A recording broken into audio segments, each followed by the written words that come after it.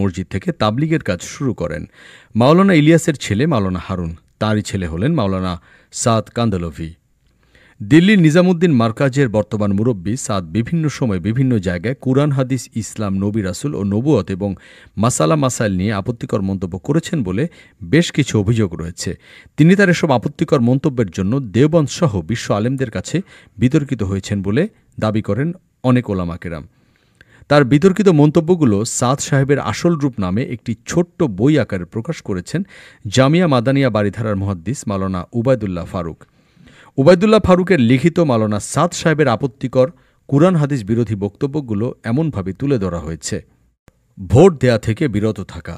ভোটের চিহ্ন হিসেবে আঙুলে যে রং লাগানো হয় তার কারণে নামাজ হয় না, তাই ভোট না দেয়া উচিত।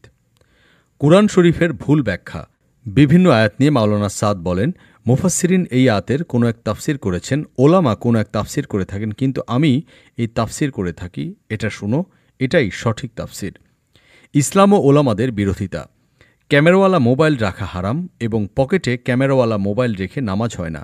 যে আলিমগণ ক্যামেরাওয়ালা মোবাইল রাখাকে জায়েজ বলেন তারা ওলামায়ে ছু। বারবার কসম খেয়ে তিনি বলেন তারা হলো ওলামায়ে ছু। এমন আলিমরা হলো গাধা গাধা গাধা। জাহেলি ফাতোয়া। মোবাইলে কুরআন শরীফ পড়া এবং শোনা মূত্রত্যাগের পাত্র থেকে দুধ পান করার মতো। মাদ্রাসা মসজিদের বেতন একজন দেহ ব্যবসায়ীর উপার্জনের চেয়ে খারাপ। কুরআন শরীফ শিখিয়ে বেতন গ্রহণ করেন যারা, তাদের বেতন দেহ ব্যবসায়ীর উপার্জনের চেয়েও খারাপ। যে ইমাম এবং শিক্ষক বেতন গ্রহণ করেন, দেহ ব্যবসায়ীরা তাদের আগে জান্নাতে যাবে। কওমি মাদ্রাসা বন্ধ করার অপচেষ্টা। মাদ্রাসাগুলোতে জাকাত না দেয়া হোক।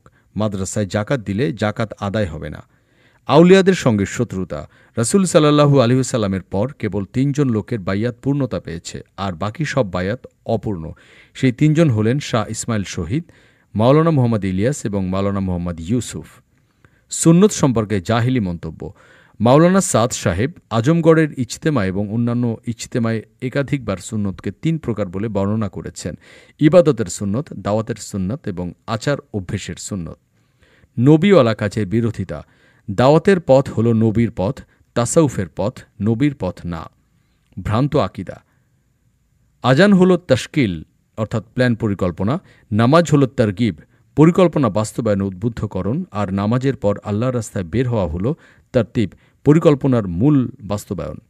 রাসূল সাল্লাল্লাহু আলাইহি ওয়াসাল্লাম দাওয়াত ইলাল্লাহর বাস্তবায়নের লক্ষ্যে ঈশার নামাজকে পর্যন্ত বিলম্ব করে পড়েছেন, অর্থাৎ নামাজের চেয়ে দাওয়াতের গুরুত্ব বেশি। হজরত ইউসুফ আলাইহিস সালাম তোমার প্রভুর কাছে আমার কথা বলো বলে গায়রুল্লাহর দিকে দৃষ্টি দেওয়ার কারণে তাকে অতিরিক্ত ৭ বছর জেলখানায় থাকতে হয়েছে।